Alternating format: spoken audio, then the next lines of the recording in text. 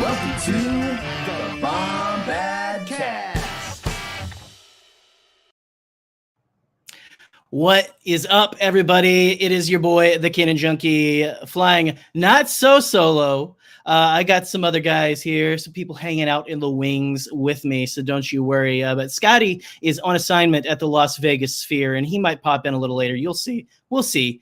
But y'all, welcome to another Acolyte evening, the Bombacolyte. We are back. What's up, everybody? What's up, y'all? And you know what? I'm actually not flying solo. I've got my own, by his admission, Owen Schroyer, and you know who it is just by me saying that. This man that no one likes watching anyone push a boulder up a hill more than anyone likes watching Jared push the boulder of trying to beat Scotty at trivia up that hill. God damn it. Here he is. You know him, you love him. Everyone's favorite Sisyphus, Jared the Dark Jedi. What's up, buddy? I mean, listen, Scotty, to quote a wonderful song, Scotty is my twin flame, and I feel the shame when they call me his name. Twin flame. I will bring him to his nays. I read Eli in the chat say Jay, and then that screwed me up. I will bring him to his knees in Japan, and that is a goddamn guarantee. But yeah, I'm excited to be riding shotgun tonight. Yeah. You know, look, we've got your self-proclaimed rival in the, or well, I guess rival. You proclaim him your rival. I in think the we're chat mutually rivals. You know, mutual rivals. We're it's a mutual rival. rivals. You know, I think that okay. like Scotty is my spiritual rival. You know, yeah, like he and I have like a Joker Batman thing going on. Like we complete each other. Like, I don't know what either of us will do after we finally vanquish the other one. Where like Alden is is my rival on a personal level. Like with him, it's Drake and Kendrick. It is, I hate the way that you walk, the way that you talk. I hate the way that you dress.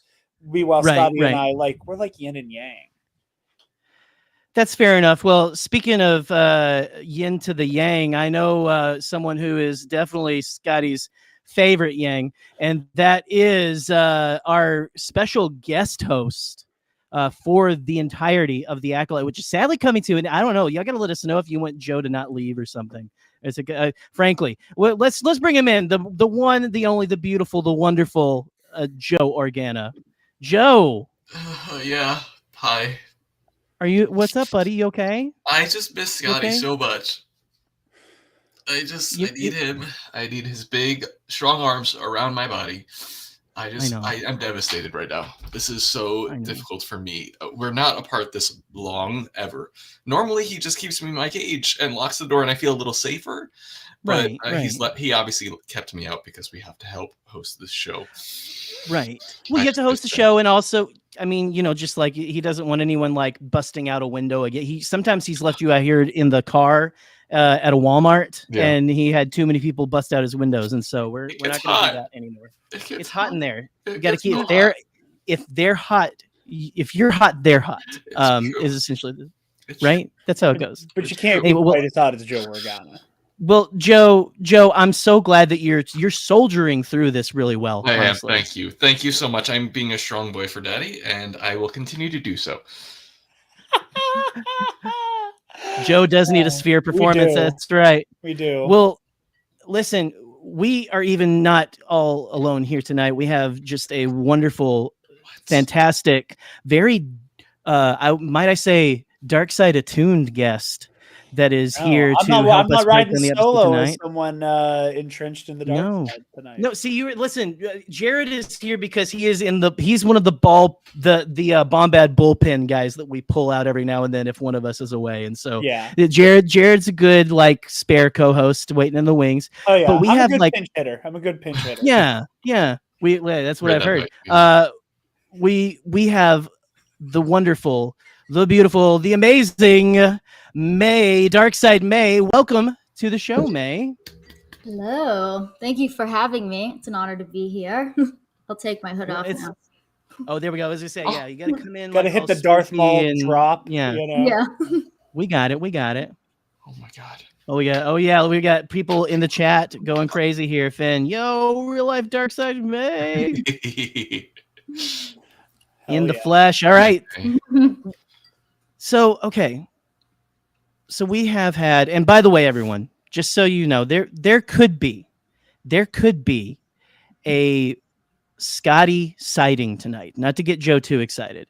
Scotty could pop in to the show tonight at any time. None of us know when or where or how, but it might happen. So just be prepared, okay, everyone. Like money in the bank, he could cash in at any moment. It's exactly.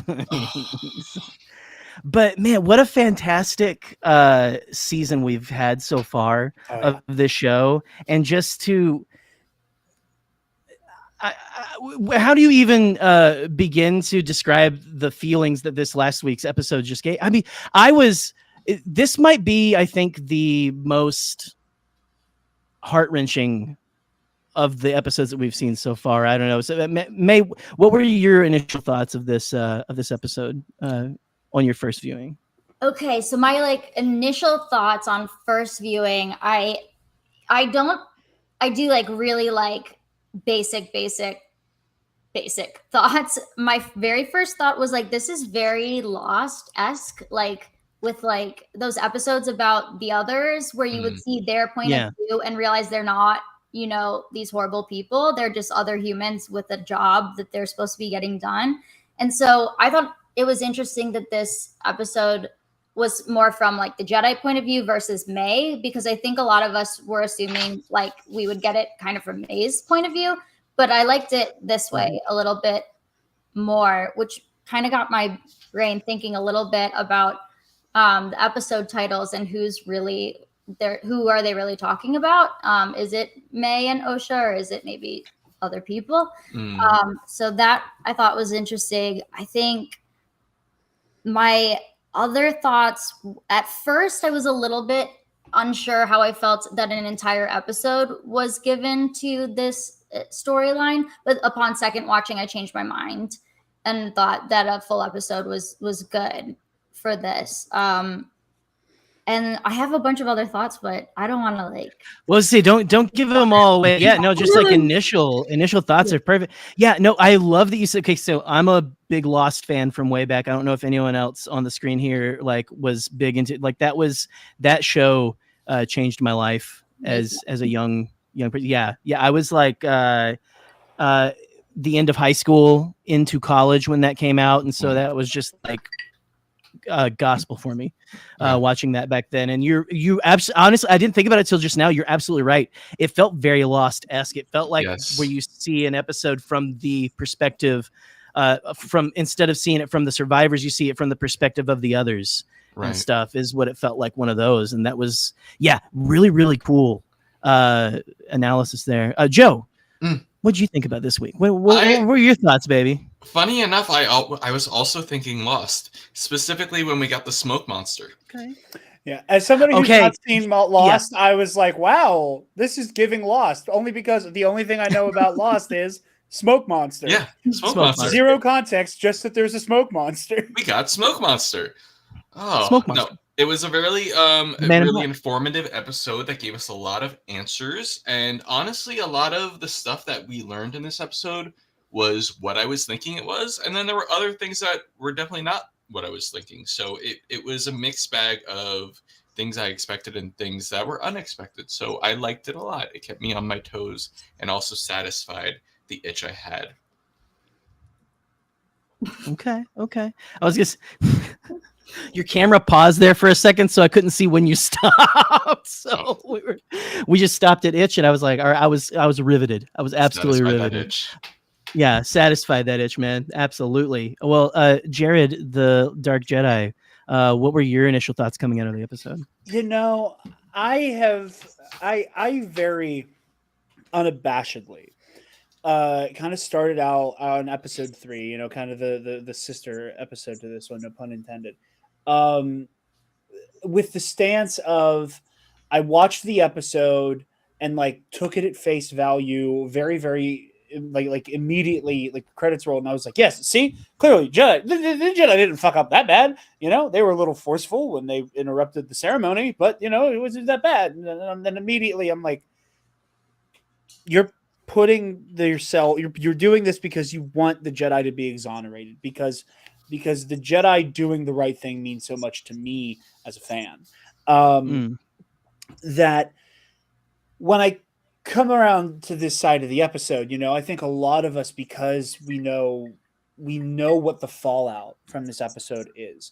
We know that it is Kelnaka exiling himself. We know that it is Torben being so guilt-ridden that it makes him take his own life.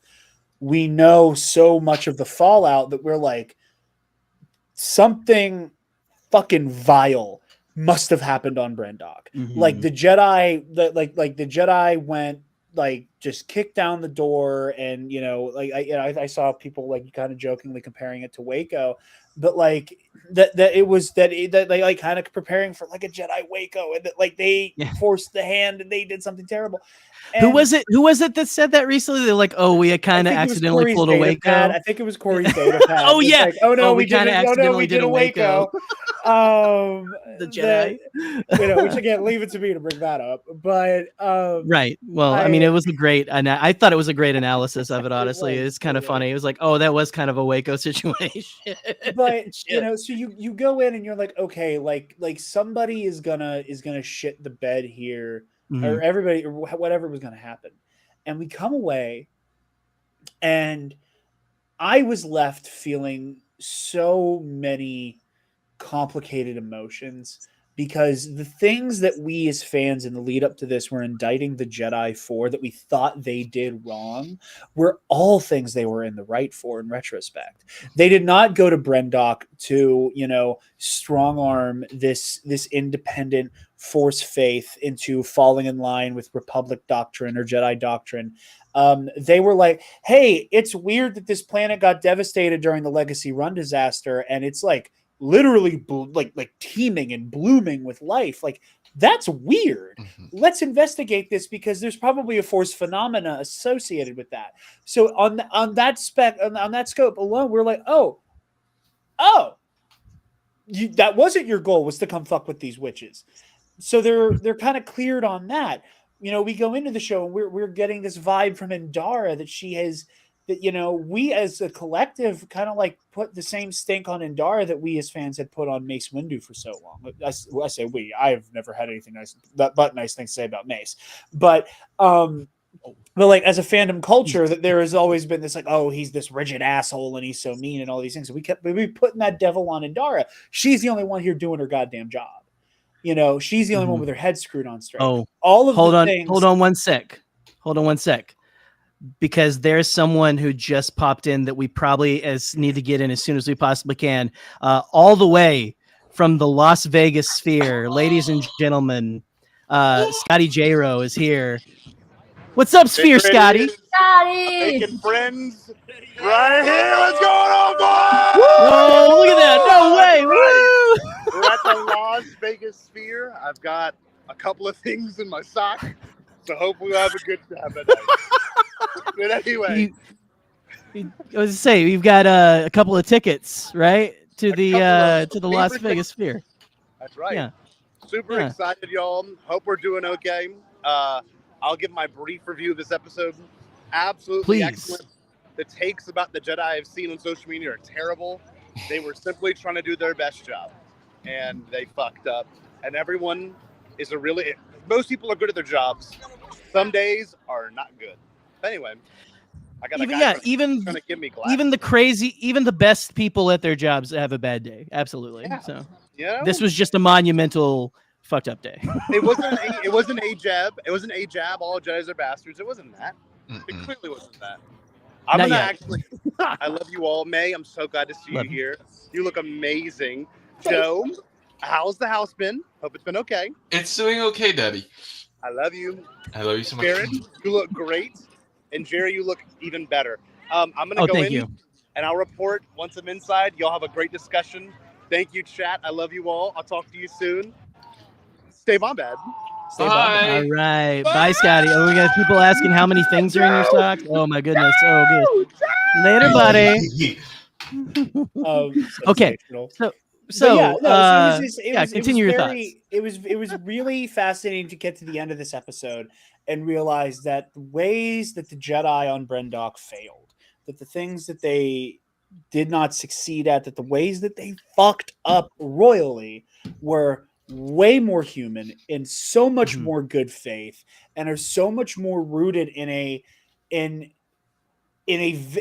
more human version of the institutional decay we talk about with the Jedi than just like a very high-minded will that we should let the slavery on this planet happen because it would be improper for us to get involved as it is not a republic world. It was so much more complicated than that, and it was so much more human, and it makes it more tragic. Like Torben going in half-cocked and drawing his lightsaber immediately in like the moment anyone's like, hey, get the fuck out. That is like that is, I think, what a lot of us expected. Something like that. Something that the Jedi are going to be the aggressor. Someone is going to come in way too hot. And that's kind of what happens, but not quite. It is so much more human and so much more relatable than that. And I think that's what makes it so tragic, especially when we see that like somebody like Soul, who, again, we've gotten to experience him as a Jedi Master. We've gotten to experience this wizened man who is entrusted with, like, you know, having that Yoda, that room full of kids around him, training them kind of job. And, you know, we see him just be very selfish and very myopic in the way that he centers himself at every issue. And it's fascinating. And it's just so much more clever than we could have imagined. And, you know, there are no heroes and villains in this episode. You know, that is like, although I guess certain publications want you to think that this somehow means that the Jedi are like part of human trafficking or something, which I need a fucking drink for that one. But yeah, I mean, you know, it's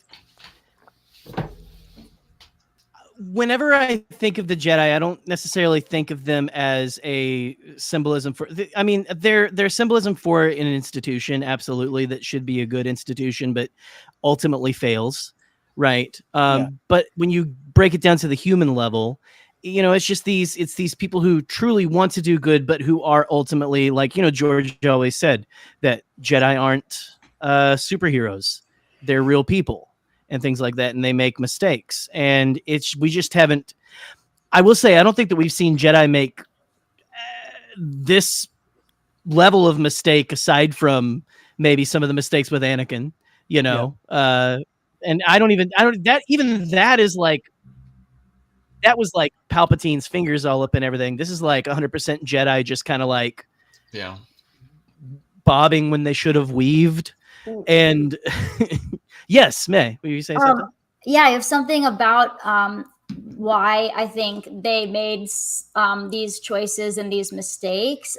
Firstly, also, I want to go back to what Jared said about the humanness. Like, that was the very like first sentence that I wrote in my notes.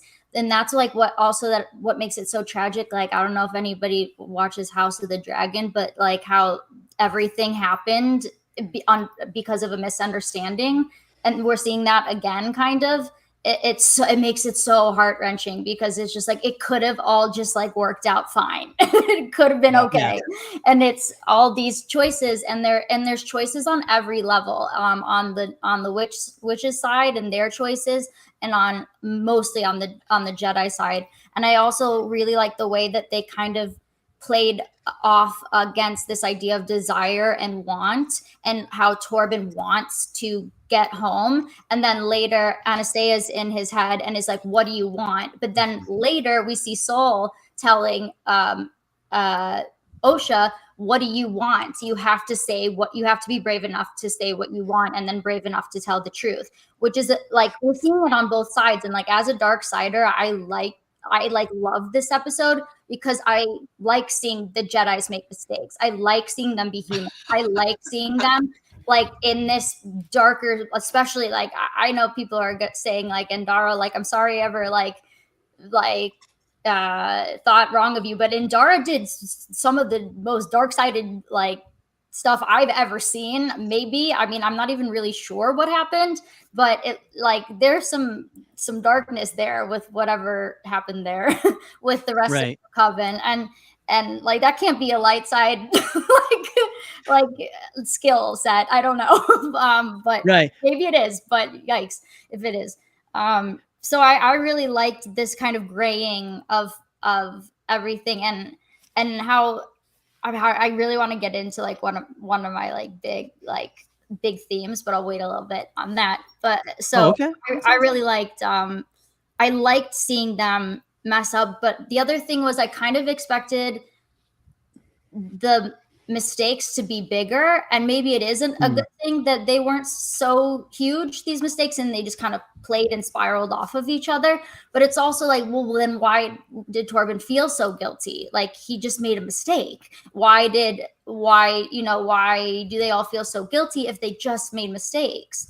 And I also thought it was interesting that Sol wanted to go to the council immediately, and it was Indara who was like, not a good idea.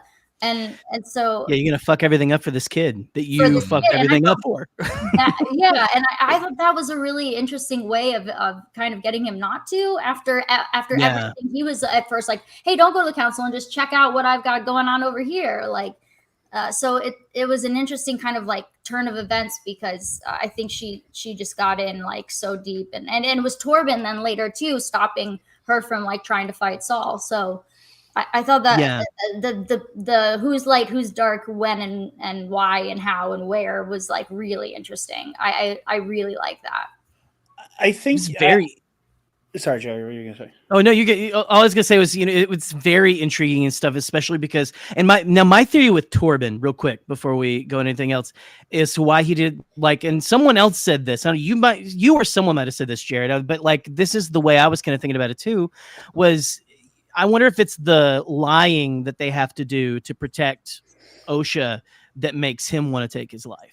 Like which is why he went into like he couldn't handle the life. Because some people like are like that. Like I'm kind of an honest person like that, where like it's hard for me to like I have to be open and honest with things and things like that. Like I have a hard time stretching the truth on anything like that, again, so not that it's a common thing, by the way. I totally forgot to say my main point, but my main point as to why I think they made so many mistakes is because they're like out there for 7 weeks, like picking up moss and putting it in boxes. This is a time of peace. They're not like used to conflict. When they go on their missions, they're probably all that boring. So like they probably aren't dealing with major conflict very often. So when something like this arises, they jump at, we got to go save those kids, or we got to go get those kids so that we can prove that I just want to go home, or like I got to go do this because I feel this weird connection with this one girl, and like they just aren't used to it, because I don't think that that's what they're doing in their everyday Jedi life. It's not the same as how it is in the trilogies that we've seen. I think it's really different. Like, and if they do see combat, it's like low life and low level thugs and mobsters and shit. It's like, I can incapacitate this like Duro scumbag with a force push. It's not an all powerful witch who can create life and turn into a fucking smoke behemoth. Right. Like it's like it's a completely different animal when they see action too right now. And they're very ignorant towards like cultures that aren't their own too. You can tell by the way they talk about the Night Sisters, like, oh, they don't raise younglings, or they don't have like younglings, let alone train them. It's like they're thinking in terms of younglings. Like, of course, they don't call them younglings in the Night Sisters. Like, everything's through their like myopic point of view. I think that to build on what you were saying about misunderstanding, and I think it's a very, very fascinating. Again, the show is about duality, which is not a profound thought to hear. I think we all figured that out from the twin titles, right? The thing that I think is so fascinating is you have both Sol and May in this episode fundamentally not understand what they're actually here for. That you have Sol, who is so convinced that he understands what his charge as Jedi Knight means, that he has to continue the glory and the nobility of these teachings and of this ideology, and that because he himself, not Jedi Knight Sol, is charged with this, it is up to him individually to take a Padawan and train them and make them a great Jedi just like him, so they can have another great Jedi. And that it's like you're missing the forest for the trees, in the same way that May's like, yeah, I'm gonna be the leader, and there's gonna be a sacrifice, and we got to walk through fear, something, you know, like, and with Maze, it's a much more simple, like, you know, like in the same way that, you know, any child brought up in like a fundamentalist environment, be that the Jedi or these witches, that or in real life, whatever, there is some level of like, I'm just gonna say buzzwords because that's all I hear, and I'm going to assume that what I'm saying makes sense. So we see like a kind of like rudimentary version of that with May, but we see that more complicated, that way that like people who are way too invested in the institution and not what it stands for just kind of say and do shit because they think that's what they're supposed to say and do. And I just, what you said on that misunderstanding idea, I think is so beautiful that we see it on not only both sides of this conflict, but within the two people who are kind of like have a lot of baggage with what happened on Brendok. Yeah. Joe, you look like you were about to say something. I accidentally steamrolled you.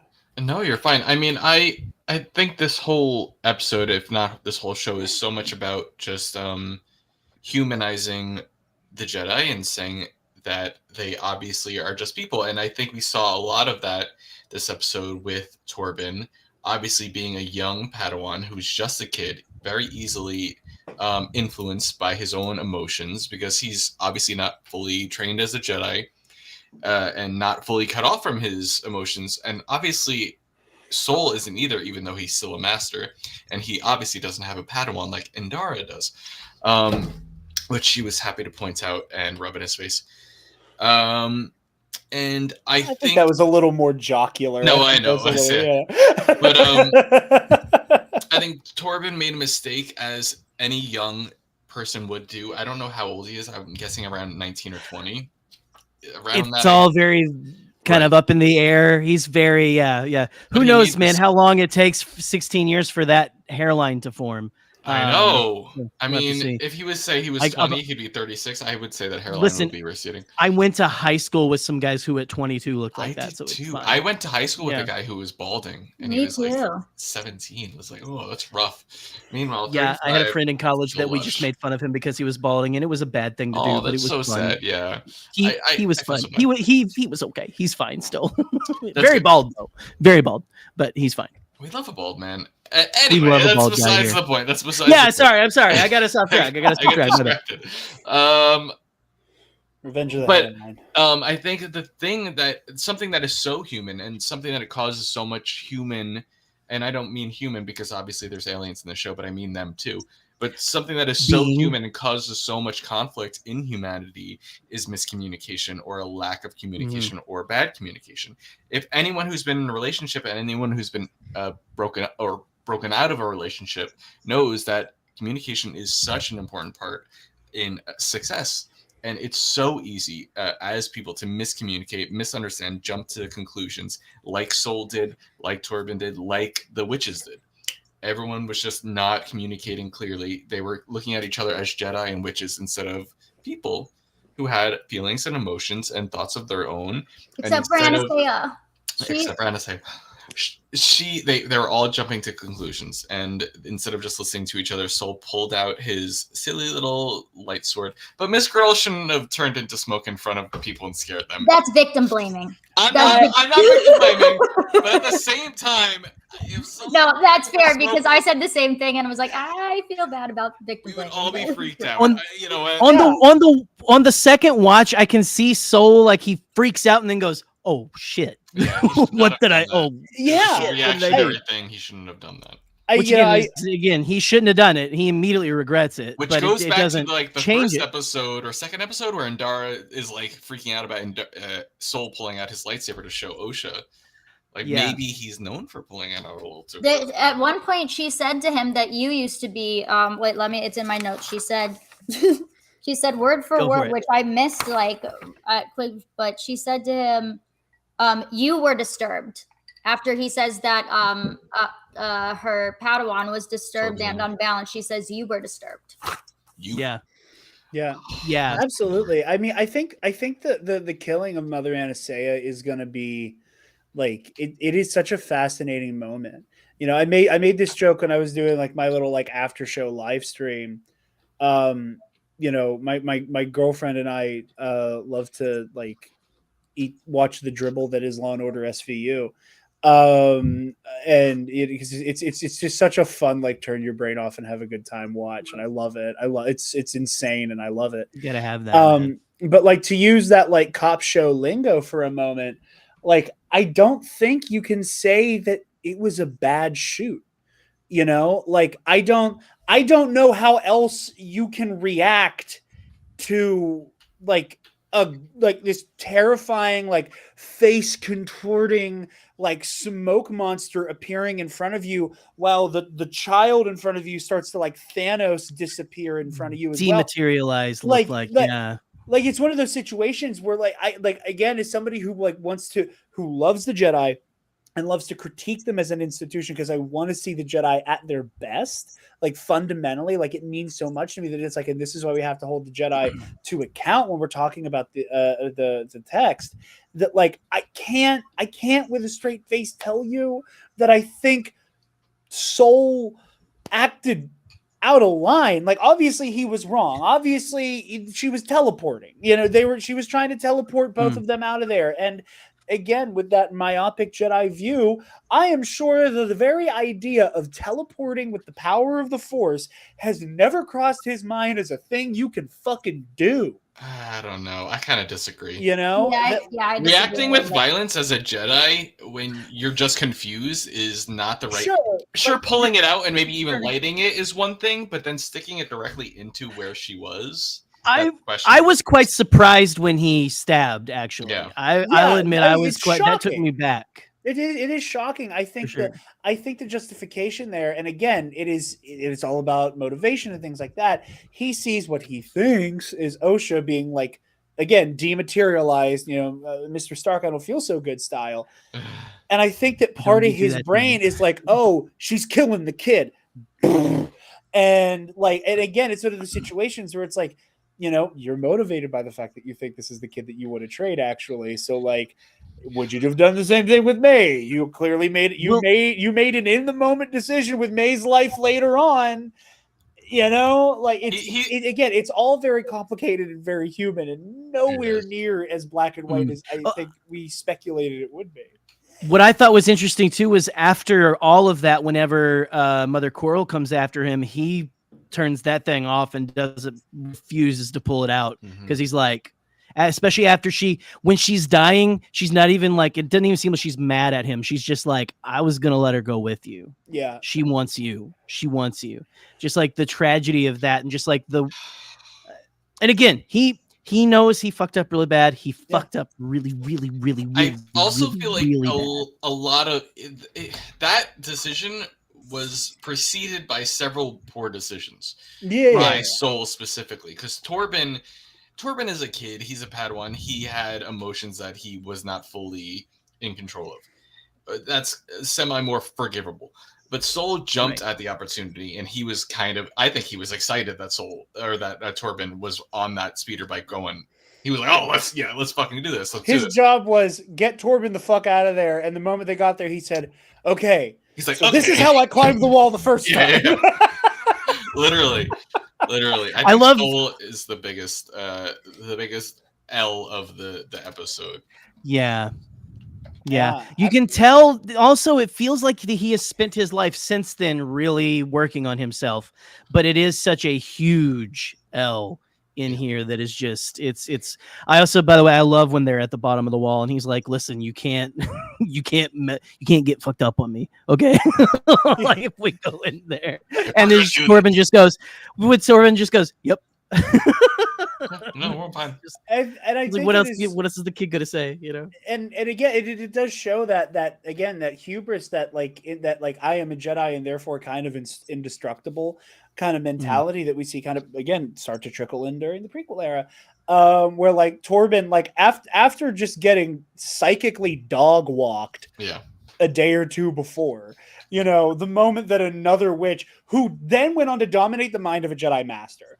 So like, let's just put one thing out there. If she wanted to possess Torben, She could have. She wanted the fucking Wookiee. Yeah. But had it but the way that Torben is just like, my mind is fortified. Like, it's like, honey, you're punching above your weight class, kid. Like, this is not gonna pan out for you. I think if you want to talk about one person who did nothing wrong, it was Kelnaka.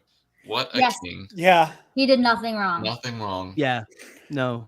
Homie was just flying the ship. Homie was just flying the ship, and then when it went belly up, he was like, I gotta pick these assholes up, and then he got mind dominated by Coral, and then had to run a fade on his friends. Even Indara underestimated them. She literally said, it's 50 women. And I was like, excuse you, you're a woman. Oh my God. Yeah. When Torben was like, there's something up with these women, or there's something. Oh, that was. I was like, he's been watching too much. Too much Star Wars Theory or so. Right. He's been on. That's exactly what I thought. I was like, I felt like that was intentional, calling out these like really sexist, awful. No, it was totally intentional. It was definitely. Yeah, absolutely. Love that. And you underestimated the power. Yeah, absolutely. Yeah. Mm-hmm. And I don't know, like this. So. Yeah, it was just I don't know if what's going on with Woodsy here. Woodsy said, oh God, no, Woodsy, not Steven Crowder. Listen, Torben may have fucked up, but I don't think he's a fan of Cold Feet Crowder. I don't think he's a fan of Cold Feet Crowder. At worst, I think he's a Mr. Beast fan. Okay. But so he's like, anyway. I don't know what I was going to say. It's crazy. I don't even know if comedy of errors is the right way to say it, but it is just like it's like so many. The Jedi made the most mistakes, but there were also like things that like Mother Coral, the way she was like riling May up, I felt was absolutely. I was like, as a parent, I was like, I mean, all right, come on, you're getting her up to like fight, to rile people up to fight, and stuff like that. Lock everybody inside the building, no matter what. It was. I mean, Which is Coral is very heavily at fault. She was also the first to draw a weapon. Like she wanted to fight. She wanted to blood. Fight. And again, I think that's what is so fascinating. And again, it is the very human. You did the wrong thing, but I get how we got here, kind of thing, where it's like, again, and I think there's been a lot of, I think there's been a lot of like, I don't want to use like a really too punchy word. I think there's been a lot of, coddling. I don't say coddling, but I think there's been a lot of like, oh, there's no way the witches did a single thing wrong. They're perfectly in the right. I think there's been a lot because especially with a lot of people who are like even remotely socially conscious, have a tendency to go, here is this group of underrepresented people who are kind of on the fringe and are kind of, downtrodden. And here comes this big bad institution that there is a reasonable level of, I'm sure the institution is the one that fucked up, which in the real world, 9 times out of 10 is right. And it holds weight here. It is the witches were cast out. They were chased off. Again, there you want to ask the question of, why did that happen? What were you doing? It might have something to do with we don't know. Bullshit, which is what we don't know. So I'm sure they come by that. I'm sure Mother Coral and a lot of the witches who went to bat with her and were like willing to like just go to the mat immediately and start fucking Jedi up, have reason to kind of be like, I don't like you showing up at all, so it's time to fight. It's like it's something that, and I say this as a Raylo, I've talked about this so many times that like there is this very funny thing, or not funny, but like not funny, haha, but funny, like that's kind of weird thing that happens in like fandom culture. Cosmic funny. I love that, Jerry.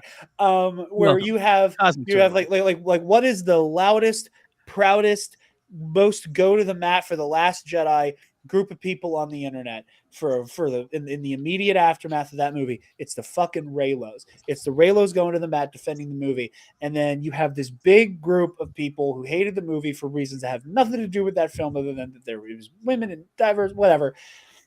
So you end up with a subsect of the fandom that is that kind of in its own way gets like foxed into a corner, and then you end up with, and again, I don't even think this is like even remotely most Reylos or anything like that. I am a Reylo myself, but you have like the reputation develop of like the quote unquote radical Reylo, you know, that like that becomes this like trope on the internet of like, oh, these Reylos lose their fucking minds and like harassing people. And sure, it's a thing that's happened, but like you develop this identity where you have these people on the internet who are like so ready to like, oh, like just like bare knuckle brawl it out over anything to do with that ship, to a degree where it gets a little toxic and a little weird, and you get weird shit about the Rise of Skywalker and all that. And I think that like it's kind of a funny analog here, where it's like, I get why you're so quick to want to fucking fight, because you probably got screwed hard by the system a minute ago. But right now is not the time. Right now is not the time to send this kid off to battle. You know, at that point, again, oh, like deranged monks. That's how Coral, you know, takes the wind out of the sails of the Jedi, right? Like, you know, deranged monks, child soldiers. What the fuck did you just do with May then? You know, it is that very fascinating way where like you put you take somebody and you put them in the pressure cooker of having to fight an institution. You kind of drive them crazy, and then you act surprised when they lash out at the first sign of provocation. It's just again, it just makes all of this so complicated and so sympathetic. I don't think it was surprising that she lashed out. I think she's dark-sided. I think that there's more from Coral coming. There's more. I don't know. That's my opinion.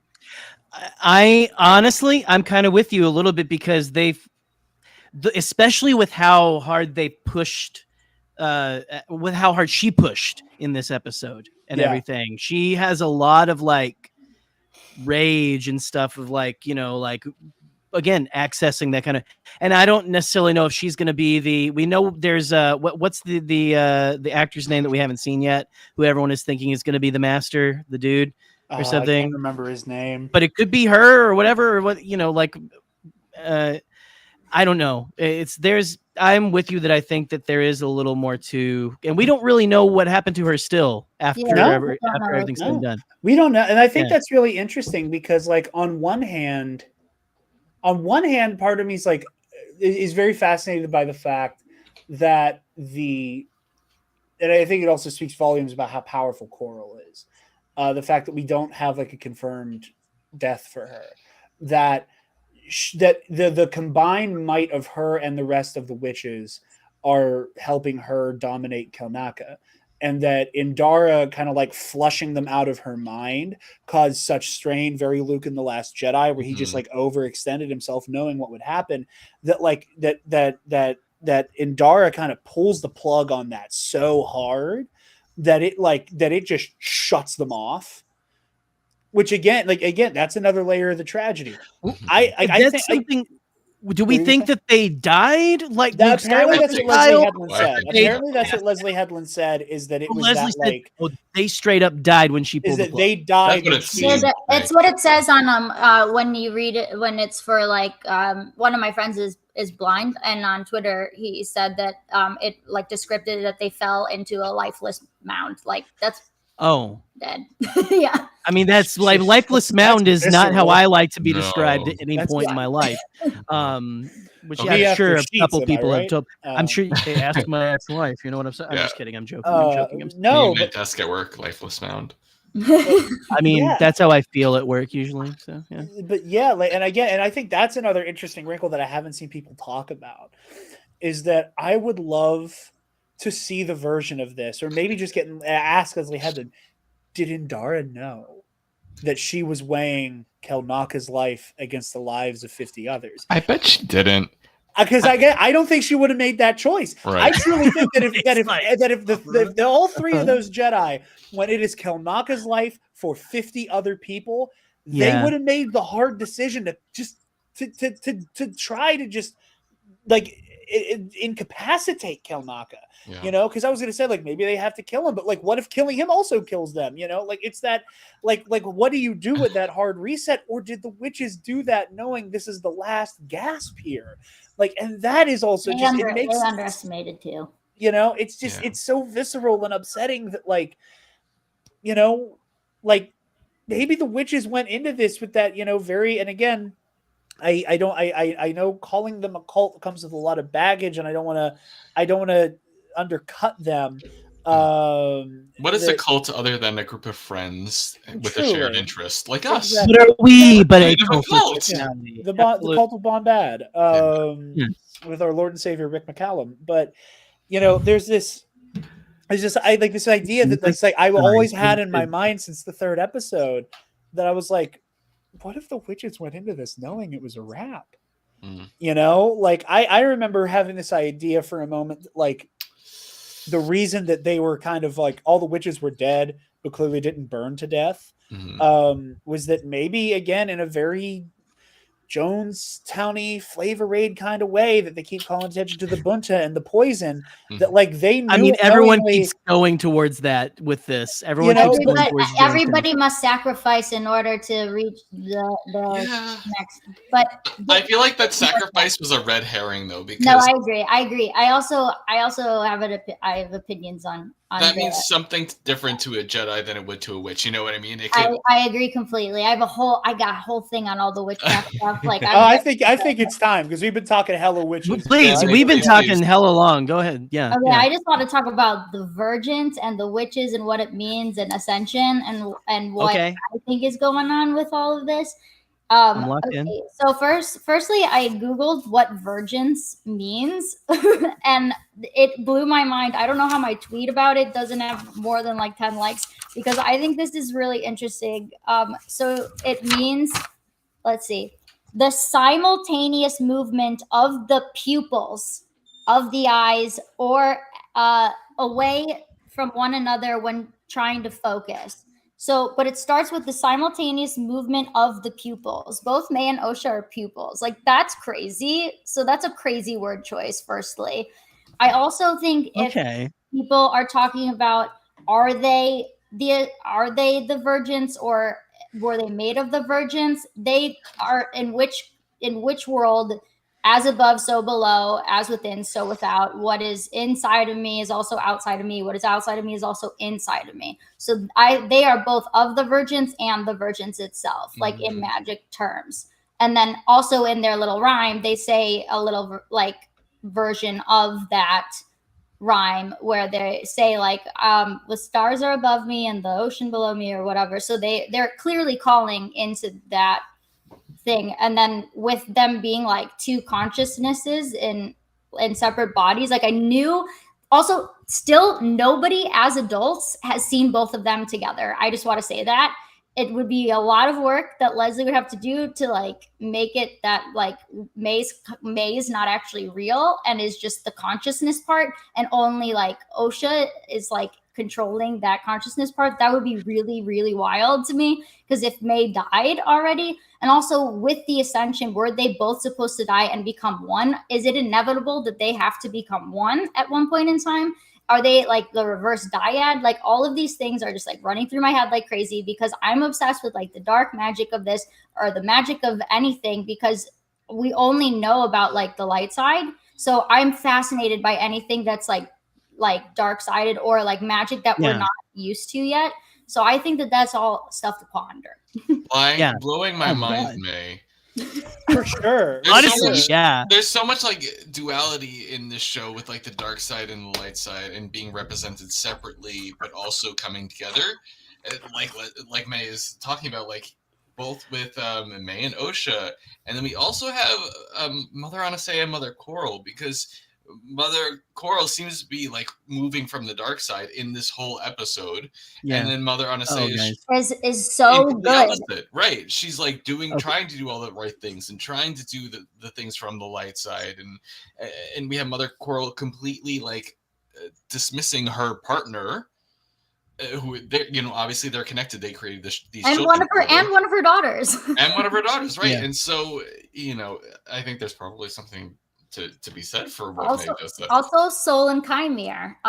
They play a lot with light and dark with both of them. Right. Maybe if they just kiss, things will be okay. I think that would be really nice. Well, listen, speaking of people that Joe wants to kiss, guys, we've got the second appearance of Sphere Scotty.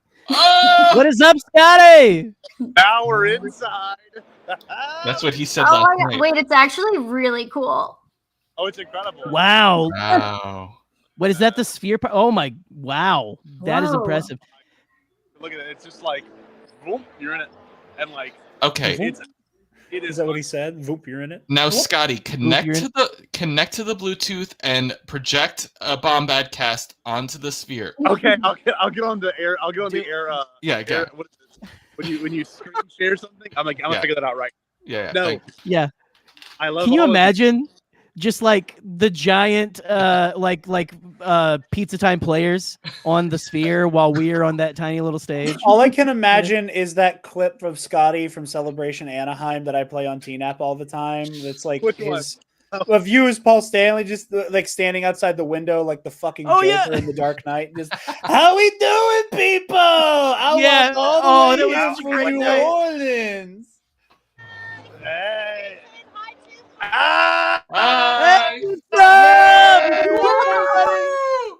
Yeah, I'm gonna watch The Dead. But anyway, I love you all. I just wanted to call in, show you. If you're still live when the show starts, I'll jump back in. We We'll are. see. I don't think it's like another 45 minutes, 30 minutes. So. Hey, love you, babe. Bye, Scotty. Thank you for stopping in, Scotty boy. Love you, buddy. Bye-bye. May, Get out of here. I love what you're bringing up because this is something I've been thinking about. You're way more well versed in like the occult stuff than I am. I have very passing knowledge about that. That is mostly from me being obsessed with conspiracy bullshit. But I think that it's really fascinating that the non-Jedi and Sith Force religions, like when you look at the light side ones, your guardians of the wills, etc. A lot of them feel like the Jedi are kind of the top dogs. We don't necessarily disagree with the Jedi, but because people like the Guardians are like less apt to touch the Force, that they are like worshiping it in their own way that is like similar to the Jedi. And I think that's something that I find super, super fascinating about this coven is that obsession with the power of two. Is that I really love the idea that we're getting our first look at what it looks like when a Force religion is kind of descended from the other big daddy, and that like a lot of that, a lot of that everything is in twos, everything is in pairs, is like kind of a byproduct of it being like a grandkid of the Order of the Sith Lords. That I think is super fascinating, that idea, like we see it like the Secrets of the Sith book, that like they were obsessed with the dyad, this Force phenomena that like they couldn't even quite define. They just knew it was a thing and it had two people. And isn't that crazy? Tried their hardest. Yeah, like we just got to figure out what the hell is going on here. I love the idea of the reverse dyad so much because it is that inversion that that comes with the territory of being a Sith. Is that like we're going to try so hard to fit this square peg into this round hole that we're going to like by hook or by crook kind of create the opposite of it and then and our way into be able to use it, which is very Sith. But yeah, no, I do love so much of that that analysis you brought in there. It's phenomenal. But if I may, for a moment, please, can we talk about lightsabers going burr? Well, that's what I was gonna bring up next if we didn't have another point for to go anywhere else with that, because we got some absolutely insane Wookiee ass whooping. Like I don't think we like the Wookiees can throw down, but just watching, oh man, it was brilliant. So my gush is just that, man, whenever you hear her kind of go off and do the Ghostbusters, like, the choose a form kind of thing, choose the form of the destructor. And they're like, Torben's like, it's not me. My mind is fortified. Just when you get the silhouette of Kalnaka, and you just know it's about to go down, man. I was like the gif of that guy coming out from behind the tree like this, like, here we go, buddy. I love Soul's, because I really thought we were going to get Andor shit. I really was going to be like, he said shit. The most human real moment of just a Jedi Knight just going, Oh fuck. Weird. Oh no. I had to watch with this. It's not in the subtitles. It's just him going shh. Yeah. You got to think. In my head canon is he's going shit. Yeah. Oh yeah. Yeah. Like, I don't know how to fight this guy. I'm doing requests right now because May said she wanted Kelnaka lightsaber form analysis, and Eli brought up a good point where he was like, it's hard to say because Kelnaka was being piloted by Mother Coral. Which is also really interesting because what if she's that talented as a dark side or Sith? Maybe. Yeah. Now I think there's two routes to go with this. That we are watching Coral pilot a Wookiee body with a weapon that she has presumably never used herself, tapping into powers that are kind of above her pay grade. Just in terms of this is a Jedi Master who is like, again, has that institutional training, different skill sets, that are a little bit more applicable. How much can they access of his mind as well? And that's in there, and that is where I am willing to, in the same way, and I do, because the dark side just it invades. See what they took from Torben's mind. Let's apply that. Yeah, exactly. Right, but how much Mother Anasay is able to divine from being in his head. And, slight plug, $5 tier on the Night Academy podcast Patreon. You get our Versus series where I do a lot of this. I love using Rey.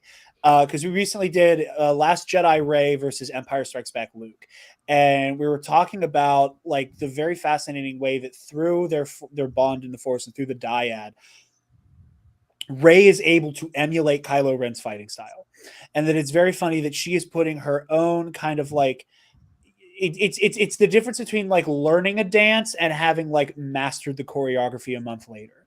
Right? Where it's like, I know these moves work, and it's like almost an inherited muscle memory that you don't quite understand the movements, but you have a general idea for it.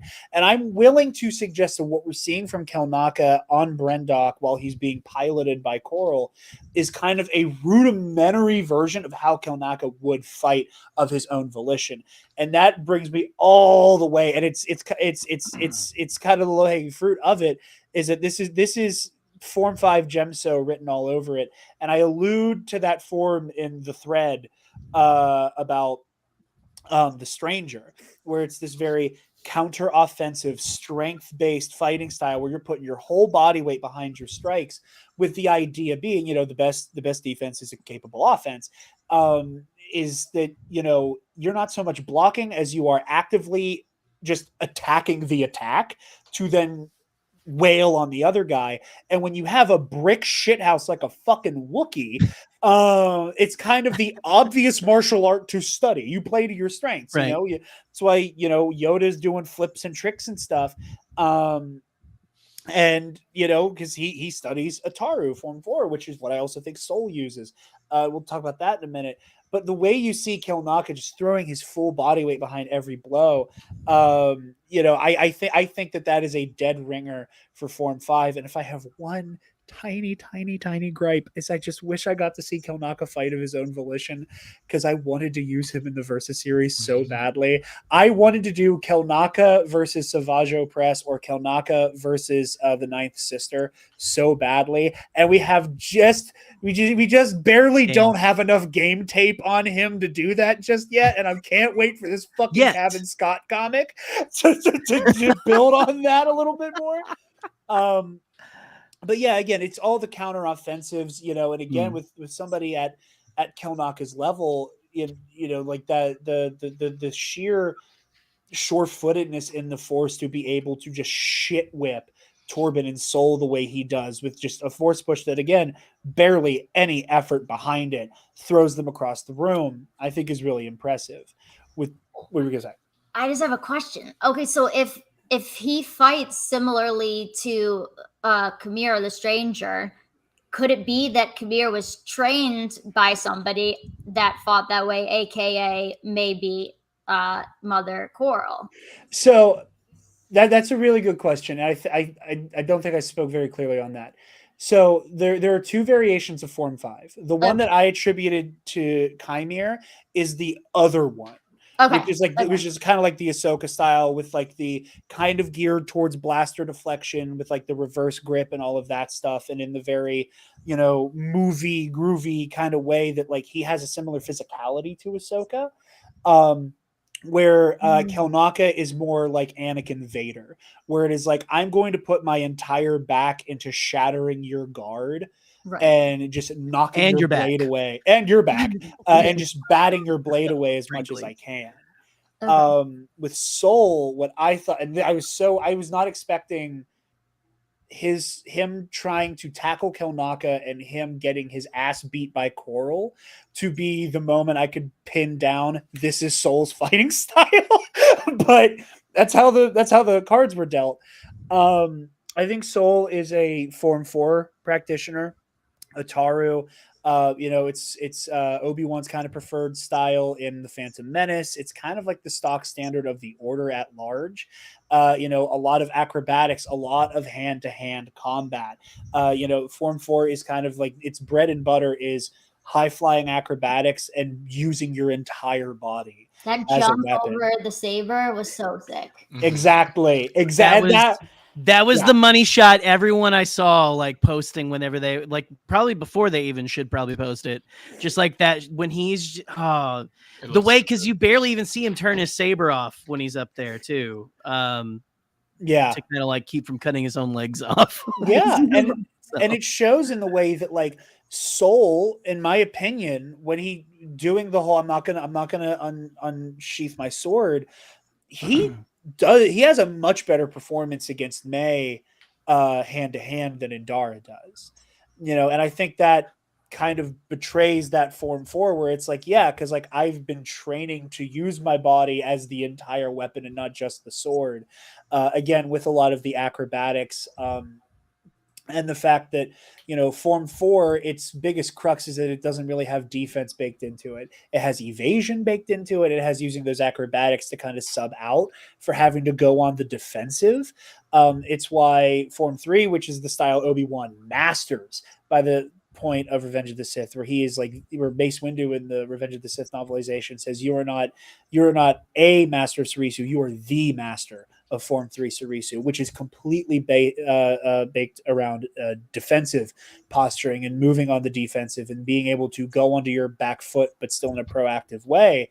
And Soul has the iconic issue of, I'm really good at Ataru, which means when I'm winning, I'm doing great. And when the other guy is turning on the pressure, I'm getting fucking rocked. And we see that with his fight with Chimere, is that Soul is kind of floundering the whole time because he's going toe-to-toe with somebody who can just straight up out-fence him. And we see that here where like he's doing a great job in those hand-to-hand moments. And yeah, obviously, like, philosophically, emotionally, he loses some of his fight after he realizes he accidentally murdered, or not accidentally, but stepped on the rake of murdering Anastasia. That, you know, he kind of loses his fight, but there's still some of that, you know, very good hand-to-hand thing, and he's capable enough to hold his own, just putting his dukes up against a Wookiee, which... Man, you know, not many people can say they've pulled that off, as being able to sucker punch a Wookiee. Even fighting a non-force sensitive Wookiee, I thought about this yesterday. I was like, it's like trying to fight a sentient bear. It's like, can you imagine like a grizzly bear with human intelligence, just like wanting to fight you? Yeah, like, now it's factor insane. In that this bear also knows martial arts. This bear is also a black belt. This bear can enter your mind. And has telekinesis. This bear can rock your shit without even touching you. I love when a bear can enter your mind. Yeah. I bet you do. Love you too, Joe. But yeah, and I mean, it's also impressive. Like, look at how, like, again, like, he's a fucking Wookiee. It goes without saying, but like, he barely puts any force behind that kick that puts a hole through a brick wall. That was insane. He wasn't even trying, and just puts a crater in a brick wall. Like, Imagine if that connected. You don't have ribs anymore. No, you have a powder. Yeah, it's you just have like it just looks like powdered sugar inside of your fucking gut now because that connected and you are just a puddle on the floor because of it. Well, yeah, that's my lightsaber forms. And then Master Andara comes in and takes down Kalnaka real fast. Yeah. Oh man, just like gives him the gives him the one too. Yeah. Okay, well, so what are some moments for you guys? Well, Joe, May, what are some moments that really like stuck out to you about that fight? I don't know, what are your like big gush moments that you're like absolutely like took your breath away? Oh baby, I was gushing the whole time. I mean, we all were. Joey. I'm always gushing when we have a new lightsaber fights because honestly, we don't have that many in the Star Wars live action universe. So anytime we get a new one, any series, I'm always so excited. And to see a Wookiee with a lightsaber, and when he had Torben up against the wall and they have their lightsabers are just battling for supremacy. That part, and Torben's face is all fucked up. I was like, oh, this is so hot. Well, like just like the fact that he's like, because you're thinking like, oh my god, like what's gonna happen, and he's going but it's from the force probably of like holding back his saber. It was and everything, and the fact that Torben was even able to hold back his lightsaber against Kalnaka is a wonder. And that was very impressive. I mean, I imagine it had to do with he was using a lot of the force, not just his own strength, to hold back that lightsaber and keep himself alive. Force-based physical augmentation is a hell of a drug. And then when you see Torben at the end and his face is all fucked up and his eyes half closed, he's like, "Sorry." That was And then Dar's like, "We're going home," and he's like, "Cool." And Dar's like, "I'm not even fucking." Hey, get over there. Get in the corner. Great. Go in the corner and don't bleed on the walls, you fucking failure of a power. She was not having it. She's I'm done with all of you. Well, May, what were the big moments that really kind of like stood out for you in the fight? Well, so I guess I thought, and probably a lot of other people thought, that we weren't really going to get to see the Wookiee like fight, and so this I thought was ingenious. Like the best way to get to see a Wookiee fight would be to watch him fight other lightsabers, but how would we get that at this point? So I thought it was so clever and so smart to have him possessed and fight his own people, so that we got to see him fight in a lightsaber duel, which we wouldn't have had otherwise. So I was just like, thought that writing was like a really good choice, because it wouldn't be as fun if it wasn't just like lightsaber on lightsaber. So that was my big like, oh, so cool they thought of that. So yeah, I mean, I guess that I also was kind of surprised that Torben's eye wasn't lightning. I thought for sure it was like lightning. I don't know why. It just like the way it was white on the inside. I don't know. So that looked like got injured. Like was interesting to me. I don't know. The whole thing was so cool. I just wanted to know. I needed Jared to tell me like how the fighting styles were and everything. I love that. Thank you. So it is so validating to hear, because I know like the seven form stuff, it gets lumped in with a lot of dude bro shit. And the thing that I love about like the fighting styles and about that kind of analysis is that when you look closely, you learn so much about these characters with how they fight. Like it is one of those like very specific storytelling things that you really only get in visual media. Like it is very much in print and there's a lot to divine there, but it is so much in that physicality that you learn so much about these characters. And the whole idea of Kelnaka, and Taylor's in the comments bringing up the whole Wild Claw thing, or Mad Claw, Wild Claw. Yeah. My favorite X-Man. Wild Claw. The whole Mad Claw thing, like the way that the Wookiees put honor over a capacity for savagery is so beautiful and is so integral to who they are. Like if I can make a very Legends pull here, in Star Wars Death Troopers, which is normally written off as the Star Wars zombie novel, which is a lot of fun.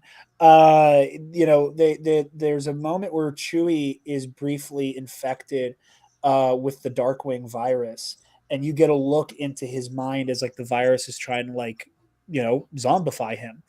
And it goes from all of those very honorable, like everything we associate with Chewbacca to like eat, kill, eat, kill, eat, kill. And it is very much, but it's all rooted in Wookiee tradition is how it's happening in his head, So like using that as a way to view what's happening to Kelnaka in this moment, that like not only do you have the, honor above savagery thing, you also have all of the Jedi principles on top of that. So for him to pop his claws and mutilate a Padawan, and again, and that huge part of that moment in Death Troopers is that like Chewie's fantasizing about like mauling and eating a child, as the virus is kind of fucking with him for a moment. So to then extrapolate that here, that like Kelnaka just sees red, and when he wakes up, we don't even know if he has any memory of it. Just that he comes to, and this kid is fucked up. Maybe he remembers doing it. And May, you were not alone. I did not. Until like that one GIF spoiled it. That it's like Kelnaka fucking his face up. I thought it was Coral. I thought that he took. I thought Torben got cold cocked by her glaive. And that it's like, yeah, of course that destroys your eye and your whole shit is just fucked up for life, because you bop right in the face. But yeah, it's just, and again, it goes to that the theme, another big theme of this show, another big theme that has been explored with a lot of people who fall to the dark side in the new canon, is that whole idea of taking another person's choices away. Like. In this, obviously the episode is called, choice, the inverse of destiny. That, everybody at some point in this episode makes a choice on behalf of another person, more often than not with their heart in the right place, and here we have the very much not in the heart in the right place camp of Coral, preying on the knowledge that the Jedi are not going to want to strike down one of their own, preying on the fact that, you have, again, this brick shit house of a Wookiee Jedi master, that is this insurmountable terror. Again, in this big moment, like his choices are taken away, and he does something that is deeply shameful in his culture, and that he has to live with that. And again, like Taylor was saying in the comments, like this idea that, she made him do that, and now he doesn't know what to do with it. And that it's and again, it's so beautifully setting up why is everybody the way they are in the present day. Well, Kelnaka still can't get over the fact that he let these witches dominate his mind and break a fundamental rule of his people. It is so beautiful and so tragic, and fuck, I love Star Wars. Yeah, same. Hard same. Let me see here. I think we might need to talk about the very difficult thing to talk about, or well, the worst choice that I think that anyone had to make in the episode, and that is by the end when whenever Soul finally goes to get the twins. And we see how involved he was kind of in that bridge sequence. I think it might be time for us to dissect that a little bit now. Sorry, what were you saying, May? The Sophie's Choice. Sully's choice. Sophie's choice. Yes, Sully's choice. But yeah, I mean, I think that was probably the most shocking part of the episode for me. Just seeing how involved he was with that, and just kind of just kind of dissecting what's going on inside of his head when he's thinking about that. Because there's been a lot of strong emotions about this episode, but especially about that moment and everything. And anyway, I'm just interested to hear kind of what our thoughts are on that. And so I'm going to ask Joe to go ahead and give us so what is your interpretation of, what is going through Soul's head when he makes choice. The impossible choice, the Soul Feast choice? Feast choice. I think Soul had a lot of negative feelings towards May from the beginning. So from the beginning, he said, I have a connection with Osha. I feel like she was meant to be my Padawan. So right away, he's going to be feeling a preferential feeling towards Osha. And then we see him have this sort of moment with May after he kills Mother Anasea. They look at each other, and it's that look of understanding, like, oh, I'm gonna fucking kill you. Like, that's how I interpreted that look between May and Soul right after he killed Mother Anasea. By accident or intentional, he killed her, and May gives him this look of just pure hatred, pure dark side energy, pure, and you know, from a rightfully so. I mean, you know, you killed my mom, right? Yeah. And so I watched he's there, yeah. In that moment, he's holding up the bridge, and I guess he can't hold up both of them. Maybe he's just not a strong enough Jedi to do that. I feel like other Jedi may have probably been able to, or maybe his heart just wasn't in it, and he only wanted to save the one. And so the Force only let him save the one. I don't know. So that's something that I was thinking when I was watching it. Would he have been able to save both of them if he truly wanted to? Yes, he could have asked for help. He could have yelled for help. So Endaro was right there. Oh, we're upsetting Jared. No, I'm listening. I'm listening to what you're saying. I'm taking in what you're saying. No, I don't know. All I'm saying is Luke lifted up an X-wing with one, you know, on Dagobah. I don't feel like that bridge was as heavy as an X-wing with two small children on it. I feel like he could have done it if he wanted to, but I think the Force he didn't have it in him because his heart wasn't fully in it because he didn't really want to save May. End of story. Controversial. Jared's gonna be so mad at me. I feel like Jared's cooking a rebuttal up here. I don't know. He's coming up with something real quick. I don't want it to sound confrontational. I don't like. I reject your framing.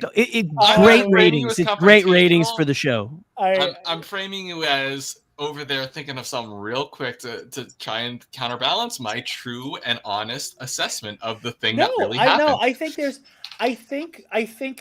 I love the metaphor of what you're saying. I love the metaphor of what you're saying. Mm-hmm.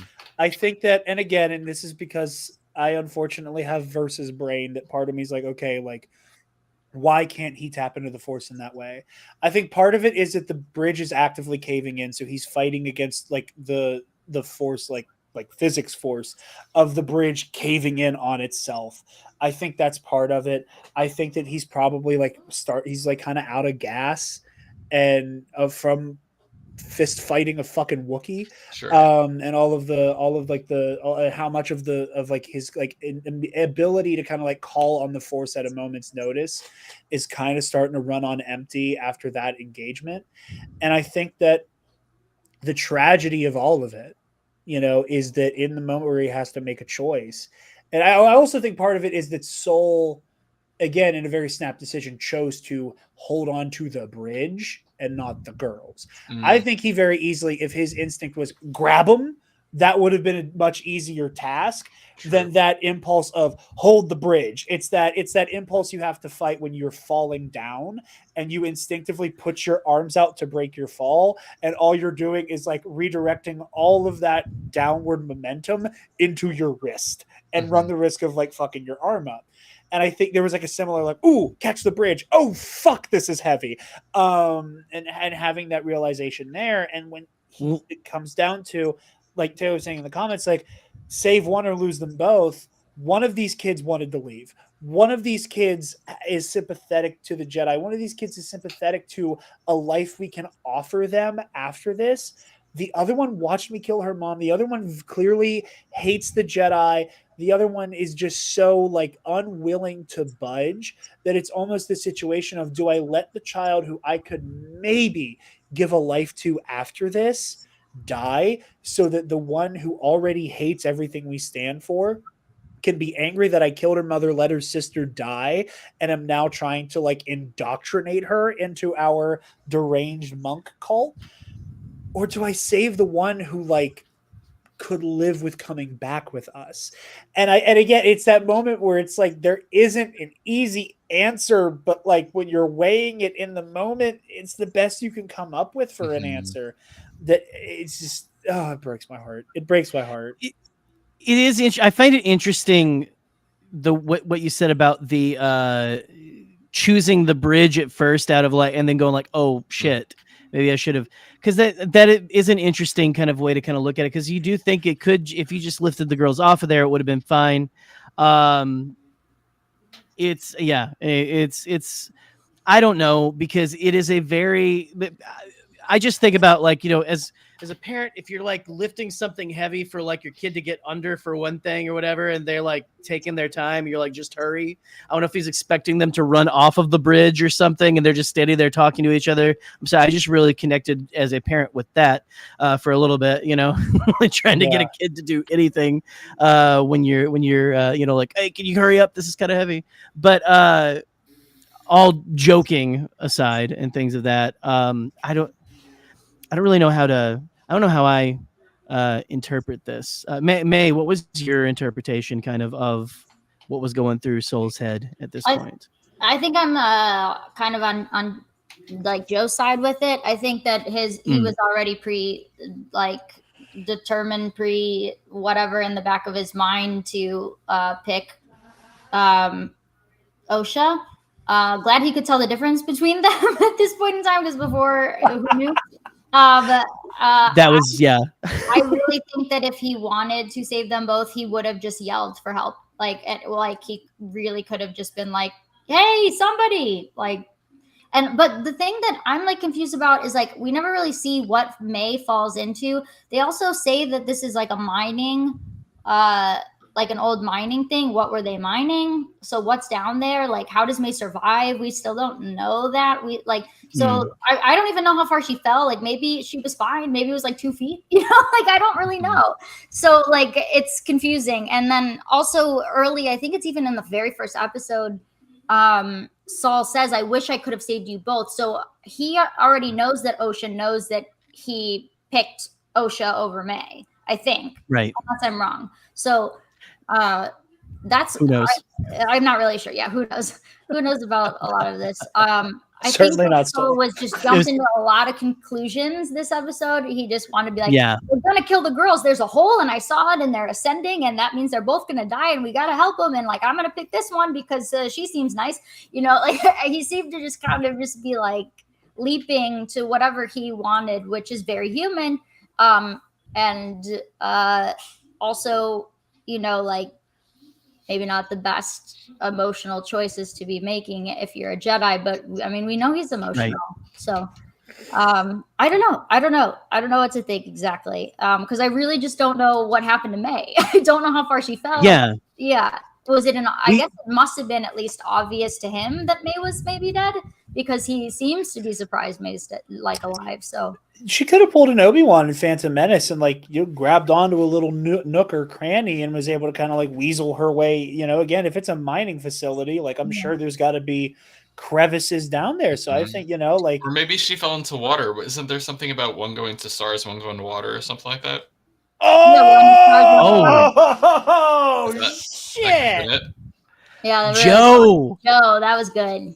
Thank you. Yeah, he's cooking. Also, Mother Coral could have saved her. I don't know. Right. I mean, that's also a very possible. Scotty would be so proud. I think she died, and I think that her consciousness is what we're seeing, because we still have not seen May and Osha together, but nobody has seen them together except for them two have seen each other, but nobody else has seen them together at once ever yet.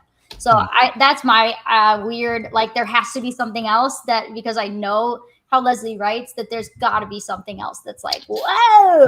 We need to get Leslie on the show. She seems to be answering questions every week everywhere, after the episode. Come on the show. Before Leslie come out, she's talking about them. So literally. Get her after the show is over, Leslie, we would love to just have a chat with you. Just have her on the show and answer Leslie, let us know. No specific spoilers for anything, but May, if you're right that the May persona is not real for lack of a better term. No, I think it's real. I just think she's dead. Yeah, no, I know what you mean. But that it's like a project. This isn't a Fight Club situation. This isn't a Fight Club situation. Two consciousnesses, one body. Yeah. No, if you were right, I think it is crazy that the three big drama shows on right now have all tapped into. There's a motherfucker in the room who isn't actually there. That will be fucking hysterical if it is like that. But again, I'm not gonna name specifics because I don't want to spoil anything. But like, if the three big drama shows all airing right now have all gone, and this person in the room isn't technically there. Like, strictly speaking, this is not a corporeal body in the room. Right. Sensational that happened to be across the board of the three big dramas of the summer. Yeah, that would be man. wild. It's so, and so, god damn, this one turned my brain into a slight paste, I think.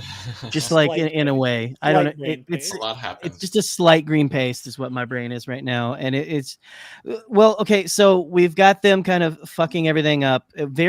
I saw someone make a Always Sunny reference, I think, to like the gang. Maybe that was the Corey's datapad thing. He had like the little Always Sunny, the gang causes a Waco or something. Maybe that's what it was. Because honestly, it's what it seems like. It seems like them just. It seems like they just got in there. They just like puts their way into fucking everything up for everybody. Yeah. And I mean, then we have them kind of I think we've touched on it a little bit. But like just like the final moments where they're on the ship and Indara is basically like, look, here's how it's gonna go down, you bastards. You listen to me. I mean, I don't know. It just we have already said it, but it was just such an interesting way to bring about why they would lie. It's a very Jedi way to lie. If you think about it, just like we're lying for the something point of view. Yeah. We're lying for the sake of this little girl's life because it's already, we messed it up, and it can be just completely even more messed up if we don't kind of like take this path. So I thought that was very interesting. It's the tragedy of it all, you know, it's the insufficiency of honesty. You know, and it is what makes, you know, it's part of what, again, like Soul being so myopic that he gets to the other side of this and he's like, oh, I got to tell on myself because I know the Jedi Council will forgive me. You know, whether or not that's his intent is another conversation, but like that's an underlying part of it. You know, like maybe not scot-free, but like, you know. Speaking of scot-free, we have one more Sphere Scotty. It's about to start. It's about to start. Oh boy! Let's get him large here. 7:30, so you might be here for the very first moment of the show. I'm ready to be on screen. I was gonna say we made a bunch of new friends. Made a bunch of friends. What's up, new friends? Hello, new friends. So I may end up tuning out in a second, but this should be the very beginning of the show. I hope you're all having fun with y'all's show. I think May is wonderful. Dark Side May. Not yes, yeah. It's Dark Side. Yeah, May and there could be a May might be light side in the show or non-existent. We'll have to see. Oh wow, are we getting some good theories in right now? I'm sorry I couldn't have tuned in. That's okay. Listen, you'll have to do a rewatch or something like that. But we were actually just about to wrap up. But I am excited that we are able to at least have you here in spirit. You're probably talking to your spirit guide right now, actually. That's right. Whatever you had in your sock. We're here in spirits, not spirits. All right, here we go. Oh, here we go. Oh, here we go, everybody. Here we go. I'm sorry, I don't mean to take over the stream, but this is very you exciting. already have, baby. It's okay. It's all right. This is so exciting. Should be starting in a second.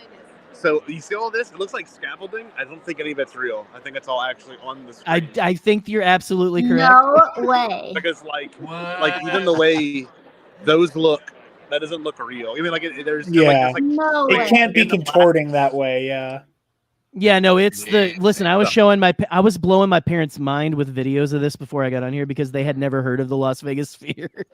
Oh wow! And I was showing them videos from the inside, and they were like, "Wow, that's a screen?" Yeah. Look, so I cannot wait for this thing to kick in. It's gonna be awesome. It's incredible, my man. And look, this is all the way around. Yeah, this is pretty insane. I'm not gonna lie. And it's been this same exact like ambient background for like the past 45 minutes I've sat here, and the seats are like haptic, so they're gonna like kick on and move and stuff. Whoa, the music. The seats are haptic too. That is insane. I did not know that. Oh, here we go. Oh, copyright strike, here we come. All right, I guess stay for a second if y'all want to see the beginning of this. Hold on. Let's see how it starts. I think I see a face in the scaffolding. Is that what it is? I don't know. Maybe. It should be starting in a second. So if y'all want to stay, and then I'll hang up whenever it's. Oh my God! Yeah! Hold on, everybody. Oh shit! This is gonna be so fucking cool.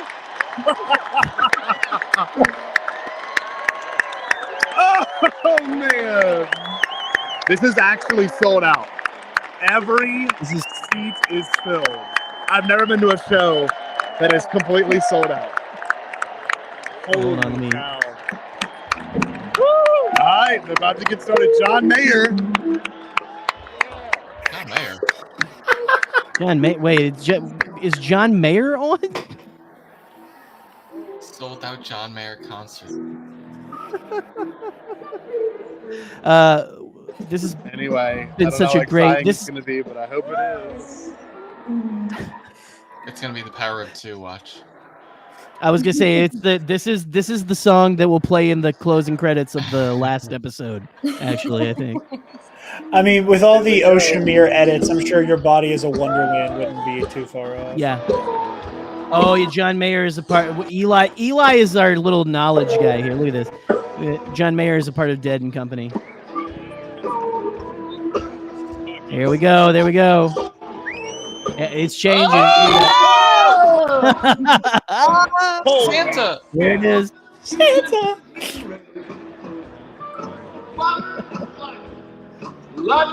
This is. Looks old. Yeah, man. Wow, looks like Jerry. It does look. Yeah. That looks like that is me in like half a year, honestly, the way things are going. I love that he's just like a garden gnome. He does. He looks like David the Gnome. If anyone knows what I'm talking about. There's John Mayer. Wait, he's really there? Yeah. He's with Dead and Company. That man has had sex with Katy Perry. How cool is that? And Jennifer Aniston. And Taylor Swift.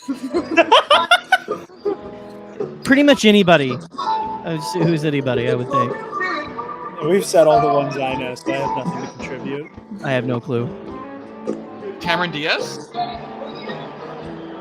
I don't know how much more excited it's going to get, but I'm thankful that y'all got to tune in and see it. Well, thank you for giving us. I was gonna thank you for giving us a peek into the sphere, Scotty. Oh man, here we go.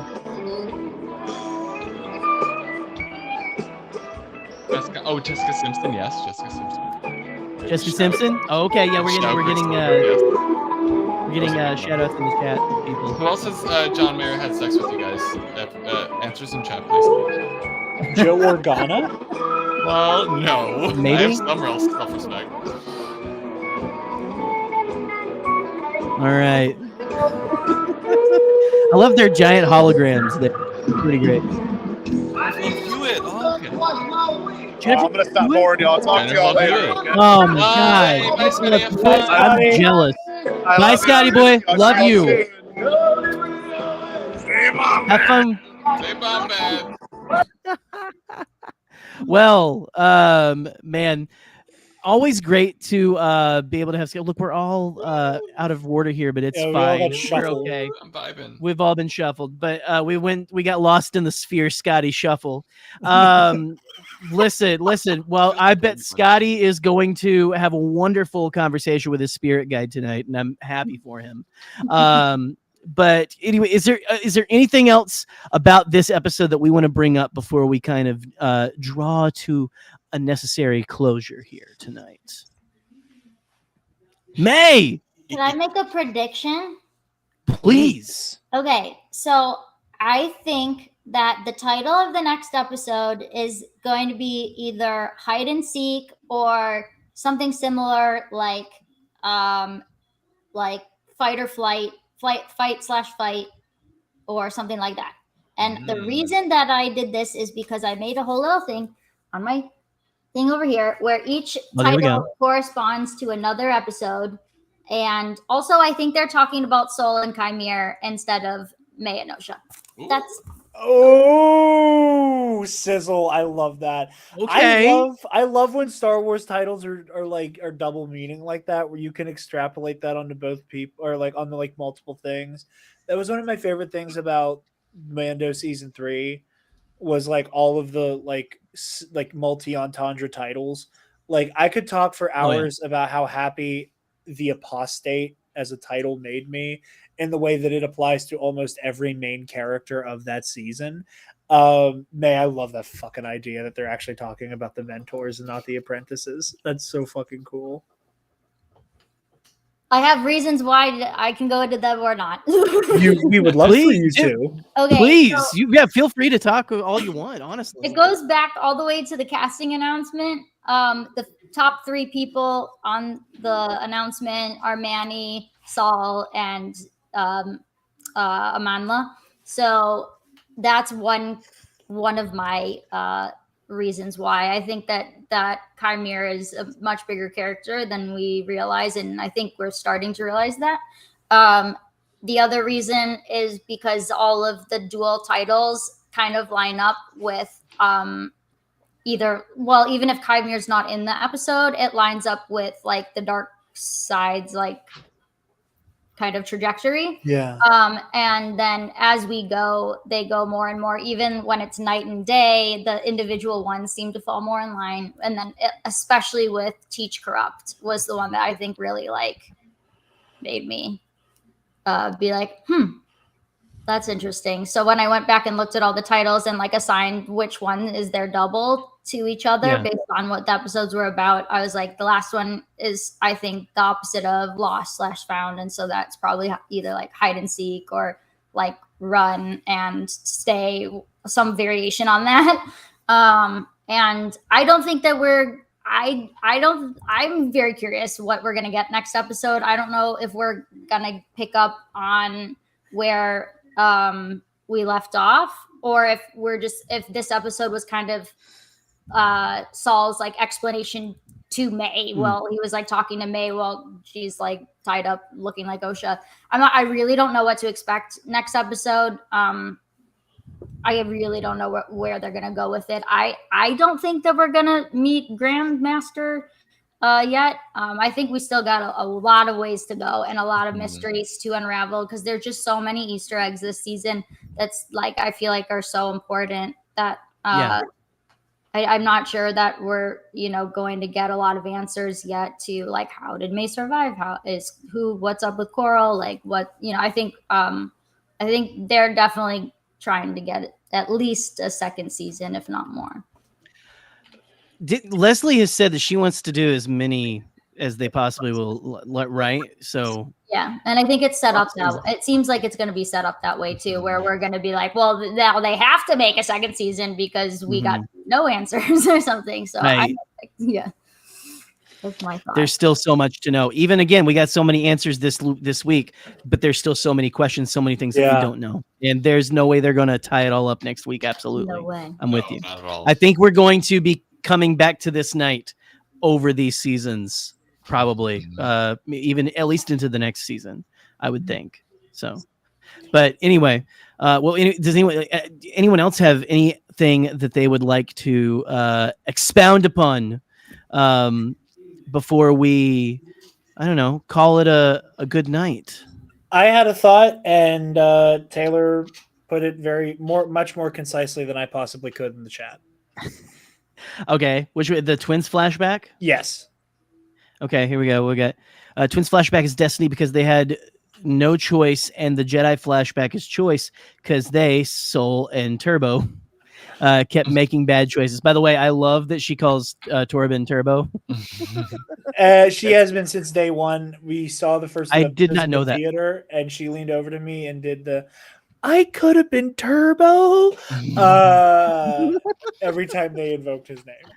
But no, I do love that. I just the titles are something that I think is just gonna stick with me so much. Like day, night.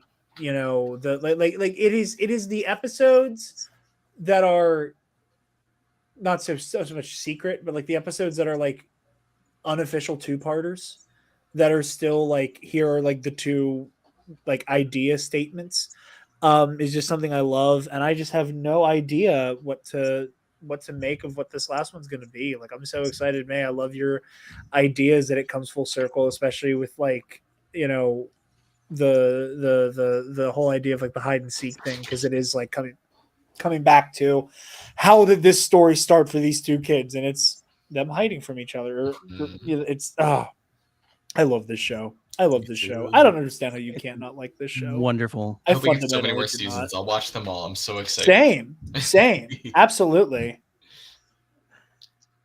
Yeah, let's not have that like hard cutoff. We're only gonna do 3 seasons. Just keep it going, man. Yeah. I want a show that is. I want a Star Wars Supernatural. Just give it to me. Just keep it coming. Just don't stop making it. Just don't stop. Just keep pushing it out. Yeah, I'm fine. I'm ready to go the opposite. For many years we've been like, just don't tell the story you're gonna tell and get out. Keep it going, man. Keep it on life support. I want this show. Keep it going. That's all I gotta say. I do not need to be this show's next of kin, because I would not pull the plug even if it was their wish. So I'm just saying. Anyway, sorry, that was a really weird place to go. Anyway, Campbell over here. I know. Yeah, it's pretty bad. Anyway, guys, it's been a wonderful evening. We've had such a wonderful time talking. We've had such a wonderful time having Scotty come in here and interrupt us, and with his wonderful sphere things going on. And Joe, do you have something you want to say, buddy? Say, baby, what's going on? Do I have anything I want to say about the show or about my life? Or I'm sorry, you just look so excited, but like, no, I'm just excited. I'm always happy to be here. I love being on Bombadcast. It makes me it's the highlight of my week. I have so much fun. I love talking Star Wars with you guys. I have no friends in real life, so this is the only outlet I have for talking about Star Wars, and I love it, and it's so much fun. And I think Darth Plagueis is real cute, and I think he's going to be in the next episode, and he's going to give May and Osha makeovers. That'd be pretty. Honestly, wouldn't see it coming. Yeah. So that would be fantastic. So okay, well, let's go ahead. Joe, tell us where the good, wonderful people can find you. Oh, I'm on all social media at Joe Organa, and on Twitch at Joe Organa. That's it. That's all I gotta say. That's all you gotta say. Okay. At Joe Organa on everything. That's right. You can find me on Twitter at the Canon Junkie. You can find me on a show that Jared explains a lot better than I do, Ionized Bastards, where I play the droid, which we have one of our biggest fans in the chat right now. Both of our biggest fans, honestly. We got Taylor and Bloom both popping off. We got both of them. That's true. That's true. The two top fans of Ionized Bastards, which is on Mr. Michael McCoy / McBoy's wonderful YouTube channel, All Remaining Systems. Go check him out. He's got like short stories and Star Wars short stories that he's written. Michael is a very accomplished writer and should write an actual Star Wars story. I'm going to say that right now. Yes. Go listen to his stuff.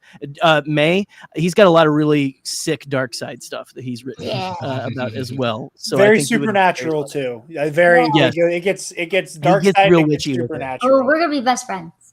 Yes. But anyway, so that's where you can find me and all my bullshit. You can find Scotty at the Scott J-Ro and all that kind of stuff if you want to see giraffes giving birth and smoking apes and stuff, and also funny hijinks and all that kind of stuff. That's the kind of what we both do. Jared, yes. Why don't you go ahead and plug all your bullshit? Yeah, you guys can find me primarily over at the Nerd Academy podcast. We've been doing our week-to-week coverage of the Acolyte. Our review of this episode got delayed because of weather fucking up everybody's internet. So we will be joined by Scotty Holiday this weekend. Episode dropping either probably Saturday or Sunday. Talking about that. We're going to be talking about The Boys. We're going to be talking about House of the Dragon. Over on TNAP. I'm excited to talk about The Boys. I know. I'm so excited to talk about The Boys with somebody finally, because nobody will take my word for it. I was going to say, when we didn't know Joe was Boys Pill. I got Boys Pill. Joe shocked us by being Boys Pill. I've been watching it since the first episode, baby. I'm on board. May, do you watch The Boys? I watched the first 2 seasons. I got to catch up. It's all good. No spoilers. It's been very good. Yeah. But yeah, so we're doing that over there. I'm on the Pro and Noob show on the Mitch692 YouTube channel. He's taking me through Neon Genesis Evangelion 1 episode at a time, slowly shattering my psyche as we go. Doing NGE while the Acolyte is happening is not been good for my ability to think straight, but it's made for good TV on Mitch's channel, so go check out Pro and Noob. And Ionized Bastards, the Star Wars RPG show. Jerry and I are in. Jerry, as he said, plays the cuddly assassin droid 4044. Alden Diaz of Octo Radio plays scumbag Ithorian lawyer Thalbor Sheems, the character who answers the question, what if Saul Goodman was in space? Dan from Bro Axiom, Dan Miller, plays the kleptomaniac vagrant cyborg Gungan Zuzo Yort. And I play Fabian Martel, the edgy ex-Inquisitor Dark Jedi with a checkered past. So yeah, our season Guardians finale, of the Galaxy and Star Wars. It's R-rated Guardians go check it out. Star Wars. Yeah, our season finale is coming either next week or the week after, depending on scheduling. Very excited to wrap up the second season. I'm finally getting my lightsaber duel. Yes, yeah. I don't. Does Fabian get like a Yord Horde thing? I don't even know what the fuck to call it. The Fabian Babins. Fabian's Babes. Martel Cartel. Let's fucking go, Martel Cartel. Martel Cartel. Yes. Michael, not bad. Put that shit in your T-Public right now. I can see that on the back of a cab of a pickup truck with balls hanging off of it in the South already. The Martel Cartel. Martel Cartel, baby. Martel Cartel. There are 2 members of it, me and Bloom. Taylor, my lovely girlfriend who loves Ionized Bastards. Sheems teams. The Sheems teams. I am her 3rd favorite character of 4 PCs. Beaten out by Jerry and then Alden. So I will take as much of the Martel Cartel as I can muster. So yeah, I'm finally getting my lightsaber duel that Michael has been teasing me with since we started season 2, that I get to properly cross laser sword blades with. So yeah, to get caught up on the Automatic Systems YouTube channel and join us for the season finale of the penultimate season of Ionized Bastards. See if any of us die. Jerry and I have both come very close this season. This season, we have both almost died. Yeah. Someone got me since I'm a droid with an ion blaster one time. So let's just say it didn't turn out so hot. I've gotten to like the health bar is flashing range a couple times this season. So I'm a 4044 core is fucking awesome. Michael, you need to make all of these shirts right now. I told him he needs to make the fucking Thabor wanted poster on it. Put that on a shirt. That way, because we actually have art of Thabor that Alden made. So that's true. Because when he originally made it, it was with that like black and white picture of Muk Shaiz. Yeah. So we could actually do that with the Bartok art, but. Yeah, Nerd Academy Podcast, Pro and Noob, and Ionized Bastards, and Epic Confrontations, the Star Wars Trivia League. Jerry, Joe, and I also do. So yeah, go check that out. Yes, and okay, so May, give us all of the plugs that you need to give, and then will you do us the honor of giving us a good Stay Bombad sign off at the end? Would you mind doing that? Sure. I'm just at Darkside May everywhere. I'm getting my YouTube channel up and going soon, so subscribe. Smash that subscribe button. Smash it into oblivion. Yeah, that's all. Oh, and then what do I do? Give us a good stay bombad, and we will head it on out. All right, stay bombad. Stay bombad, everybody. Woo! Did you say impossible? Pasquale? Only kidding, Jackie. I've changed my tune because I finally thought of a possible dream that we can all share. What is it? Pasquale? It's a dream about a world when nobody is poor or sick or hungry. Oh, now that's a dream we can make come true. I'm gonna make a change for once in my life. It's gonna feel real good, gonna make a difference, gonna make it right. As I point up the collar on my favorite winter coat, this wind is blowing my mind. I see the kids in the street with not enough to eat. Who am I to be blind, pretending not to see their need? Alzheimer's disregard, a broken bottle top, and a one-man soul.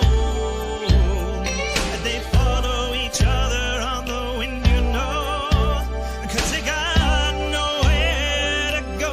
That's why I want you to know I'm starting with the man in the mirror. I'm asking him to change his ways, and no message could have been any clearer. If you want to make the world a better place, take a look at yourself and then make a change. I'm starting with the man in the mirror. Oh yeah, I'm asking him to change his ways. come on, change. No message could have been any clearer. If you want to make the world a better place, take a look at yourself and then make a change. I'm starting with the man in the mirror. Oh yeah, I'm asking him to change his ways. no message could have been any clearer. If you want to make the world a better place, take a look at yourself and then make a change. Time for us to take a break, but we wouldn't dream of being gone for long. See you in a little bit.